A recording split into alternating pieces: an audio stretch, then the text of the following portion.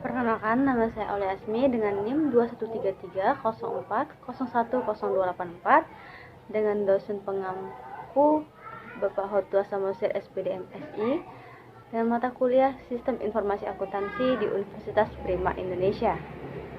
Kembali lagi bersama saya di topik 10, di mana saya sudah menjelaskan di topik 9 di video sebelumnya. Nah, di video kali ini saya akan menjelaskan topik ke-10 tentang sistem akuntansi pembelian dan sistem akuntansi utang, di mana kita akan menjelaskan pengertiannya. Nah, sistem akuntansi pembelian digunakan dalam perusahaan untuk pengadaan barang yang diperlukan oleh perusahaan.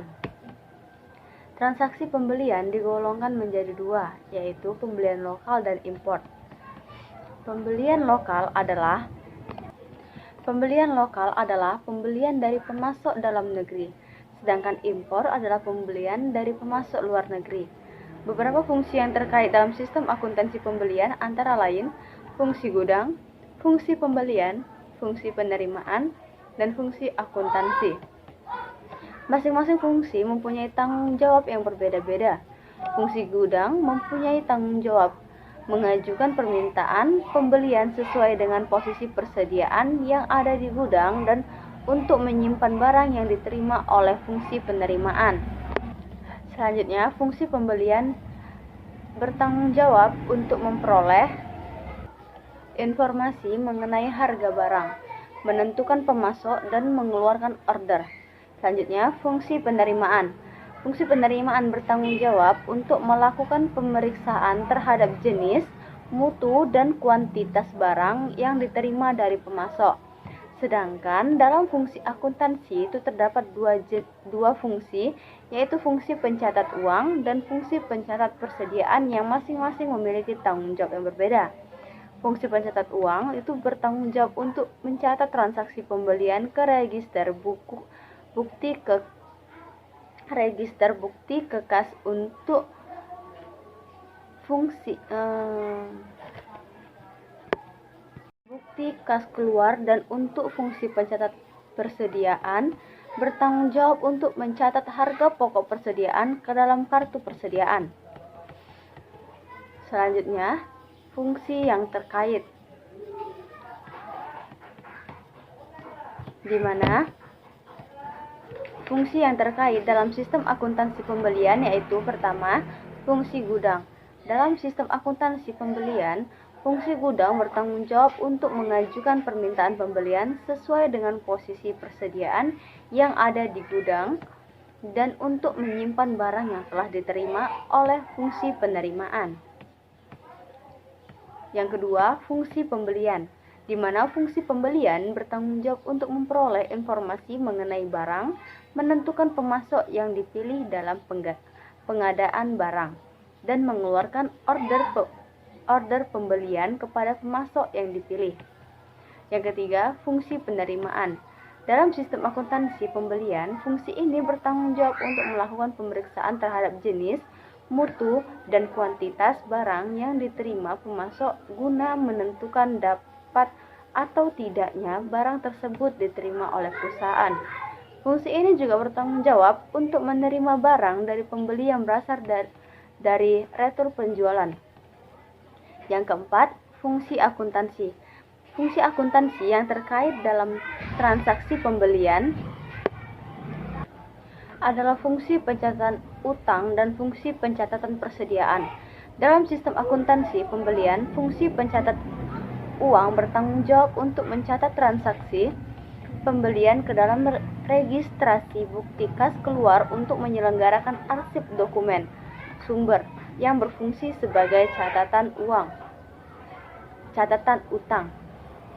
Nah, dalam sistem akuntansi pembelian, fungsi pencatatan persediaan bertanggung jawab untuk mencatat harga pokok persediaan barang yang dibeli ke dalam kartu persediaan. Selanjutnya, prosedur transaksi pembelian. Secara garis besar, transaksi pembelian mencakup prosedur berikut ini. Yang pertama, fungsi gudang, mengajukan permintaan pembelian ke fungsi pembelian. Yang kedua, fungsi pembelian meminta penawaran harga dari berbagai pemasok. Yang ketiga, fungsi pembelian menerima penawaran harga dari berbagai pemasok dan melakukan pemilihan pemasok. Keempat, fungsi pembelian membuat order pembelian kepada pemasok yang dipilih. 5. Fungsi penerimaan memeriksa dan menerima barang yang dikirim oleh pemasok. 6. Fungsi penerima menyerahkan barang yang diterima kepada fungsi gudang untuk disimpan. 7. Fungsi penerimaan melaporkan penerimaan barang kepada fungsi akuntansi. 8. Fungsi akuntansi menerima faktur tagihan dari pemasok dan atas dasar faktur dari pemasok tersebut. Fungsi akuntansi mencatat kewajiban yang timbul dari transaksi pembelian. Selanjutnya, informasi yang diperlukan oleh manajemen. Di mana dalam sistem akuntansi pembelian, manajemen memerlukan informasi mengenai data-data yang diperlukan guna mengambil keputusan yang tepat dalam menjalankan kegiatan pembelian. Adapun beberapa informasi yang diperlukan oleh manajemen dari sistem akuntansi pembelian adalah: yang pertama, jenis persediaan yang telah mencapai titik pemesanan kembali atau reader point, yaitu untuk mengetahui jumlah jenis persediaan barang dagangan yang harus dilakukan pemesanan kembali, agar saat jenis persediaan dibutuhkan, barang dagangan tersebut tersedia dalam gudang. Yang kedua, order pembelian yang telah dikirim oleh pemasok, untuk mengetahui jumlah order pembelian dan pemasok mana yang dipilih dalam order pembelian. Yang ketiga, order pembelian yang telah dipenuhi oleh pemasok, untuk mengetahui ketersediaan pemasok dalam memenuhi order pembelian. Yang keempat, total saldo utang dagang pada tanggal tertentu, untuk mengetahui total saldo utang dagang perusahaan dan mengetahui tanggal jatuh tempo pembayaran utang dagang yang harus dibayar perusahaan. Yang kelima, saldo utang dagang kepada pemasok tertentu, untuk mengetahui rincian saldo utang dagang dari masing-masing pemasok dan mengetahui tanggal jatuh tempo pembayaran kepada pemasok tersebut. Yang keenam, tambahan kuantitas dan harga pokok persediaan pembelian. Berdasarkan dari data di atas, dapat disimpulkan bahwa dalam melakukan transaksi pembelian, manajemen memerlukan beberapa informasi untuk memberikan keputusan akan terjadinya transaksi pembelian tersebut. Dalam mengambil keputusan tersebut, manajemen juga perlu mengetahui jenis barang yang perlu dipesan kembali, order pembelian yang dikirim maupun yang telah dipenuhi pemasok, saldo utang pada pemasok yang mengakibatkan dari transaksi pembelian, penambahan akan kuantitas dan harga pokok persediaan pembelian yang ditetapkan. Hal ini dilakukan untuk menjaga kekayaan perusahaan, menjamin keandalan dan ketelitian atas data pencatatan akuntansi. Selanjutnya, dokumen yang digunakan. Dokumen adalah bukti yang digunakan untuk merekam terjadinya transaksi yang dilakukan oleh perusahaan. Adapun dokumen yang digunakan dalam sistem akuntansi pembelian adalah: pertama, surat permintaan pembelian.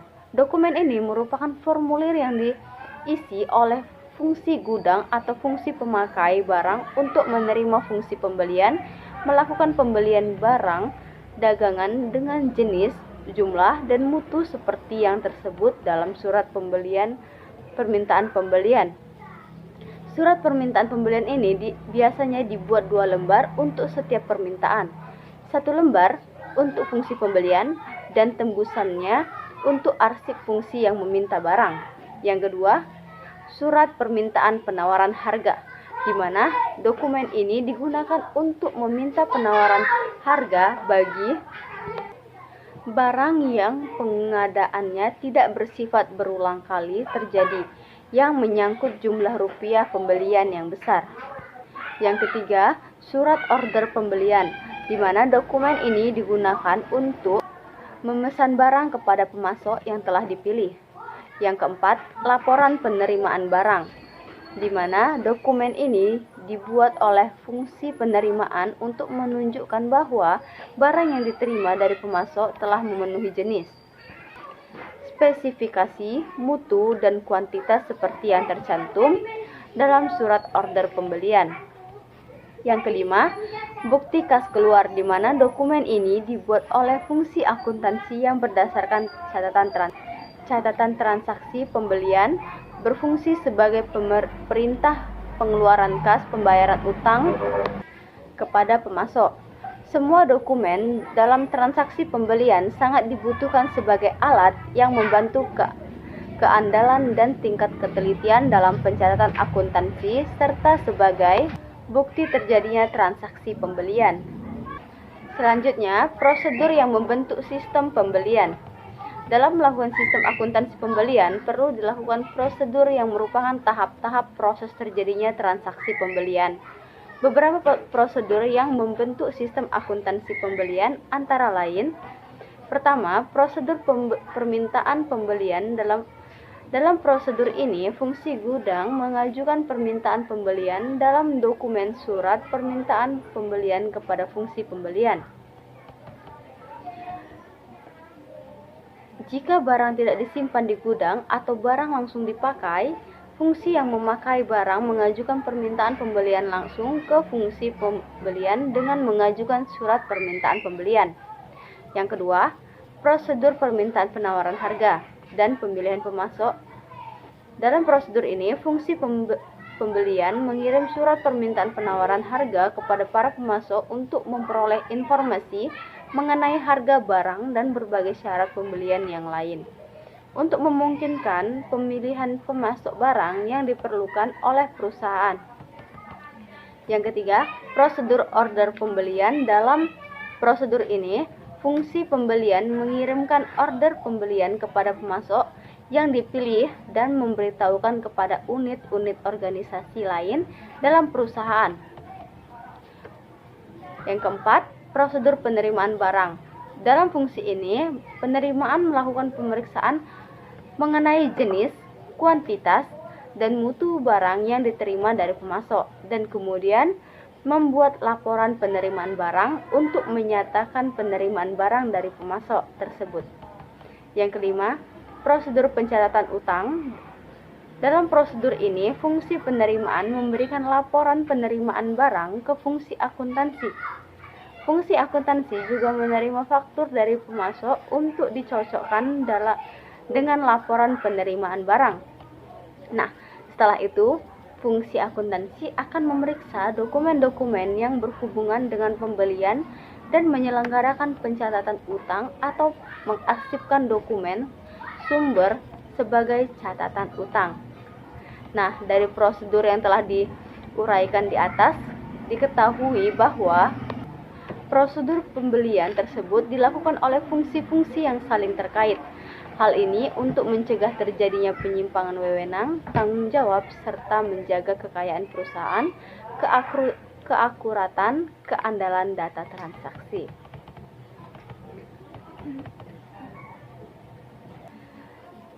Nah, untuk topik 10-nya cukup sampai di sini dulu penjelasannya.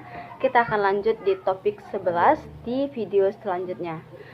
Jangan lupa like, comment, and subscribe.